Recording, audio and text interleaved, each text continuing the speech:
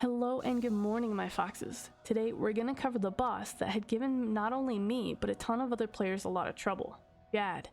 If you're digging me and my content, help me grow. Subscribe, like, and share. Plus, your guys' comments are so awesome. Thanks a ton. There's a lot of parts, but I'm going to keep it as short and sweet as I can, giving you only the information you absolutely need to know to down him. So let's get started. You can use the minigame teleport to the Tzar fight caves to get here. Stats and gear. It's recommended to have these skills. I did this with 75 ranged, 80 hit points, and 70 prayer. As for gear, it's recommended to gear out like this chart shows. Now, there are melee and ranged options, but for your first time I suggest ranged. It's far easier. That's what I'll be detailing in this guide. I wore a Slayer Helm, Ava's Accumulator, Amulet of Fury, Dragon Diamond Bolt E, Blowpipe charged with 3,544 Adamant Darts and 2,202 Zulrah Scales, Bandos Blessed D-Hide Chest, Legs, and Boots, Barros Gloves, and an Archer's Ring. For your inventory, I brought a DPS switch for Jad, but if you're not planning on doing that, you can bring additional supplies. So I brought a Dragon Crossbow with Dragon Diamond Bolt E equipped, a Twisted Buckler, 2 Bastion Potions, 8 Ceradomin Brews, and 16 Super Restores. Remember, use 3 Ceradomin doses to every 1 Super Restore. Waves. This next section will seem like a lot of information, but don't worry, I will cover all the monsters, but all you really need to remember is to prioritize your kills. There will be 63 waves, each containing monsters that you will have to defeat before moving on to the next wave. Firstly, there will be a bat-looking monster. This guy will drain your prayer points if in melee range, so he's your #1 priority. Secondly, a blob guy. When killed, he spawns 2 smaller blobs. He's fairly harmless though and can be killed last. I usually use him to block other more dangerous monsters if necessary.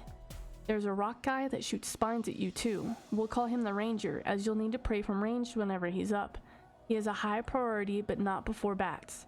Then there's a hooded guy. We'll call him the Meleeer, as he hits you very hard if he can get in ranged. You'll need to use another monster or rock to block him from reaching you as soon as possible. There's also a Major, and as soon as they come out, you pray Mage. That's it for the monsters you'll see during the waves. Here are some tips to conserve resources and help you through. Number 1. Don't use any prayers until wave 7. Then only use pray from range until you have the Ranger down, then turn it back off. Usually you'll see the spines before they hit you, giving you enough time to turn on your prayer. Number 2. Stay close to the Italy rock. Use it to get the monster stuck. Number 3. Remember, bats before rangers. Number 4. At wave 31, turn on pray from magic. I recommend leaving it on for the rest of the waves, as you'll never not have a major now. Number 5. The priority should be bats, then meleeers, then rangers. You can kill majors after that, and then turn off your prayer if you're feeling ballsy to try and save some prayer while you kill whatever's left in the wave. Or, you can go ahead and kill everything before the major.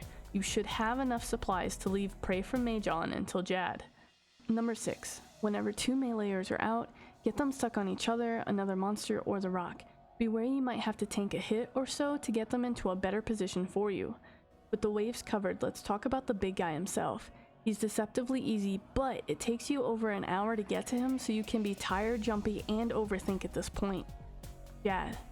Now on wave 63, you'll have 2 majors to defeat. The orange major is where Jad will appear, so keep in mind if they spawn off screen, the orange major may have walked from the corner of the map to where you see him, and therefore Jad could spawn off screen too. I've heard people say to pray ranged in case this happens, as his opening move is almost always ranged, but I have no proof of that. The strategy here is simple. When he dangles his legs, pray mage. When he stomps, pray ranged.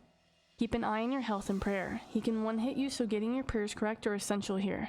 I suggest watching other people's videos and calling out what they should be praying until it's second nature. There's even a browser-based tool for Jad that allows you to practice your prayer switches. At half health, the healers come out. There will be 4 and they make a weird noise when healing him. It's fine. All you have to do is tag all 4. Don't forget to watch your switches, but calmly grab the healers. Once you've tagged them, they will be on you instead of Jad and he won't get healed.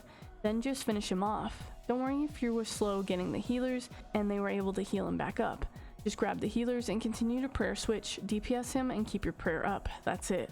The best advice I have here is slow down. You do have time to switch prayers. Call your prayers out loud. Have someone else in the house help you call prayers. This is what's helped me the most to be able to overcome this. Hover over your prayers and keep an eye on your prayer bar, as you shouldn't have to worry about your health if you're nailing your prayer switches. Otherwise, practice. Take deep breaths. You got this. Hope this has helped you guys. Now go get your fire capes.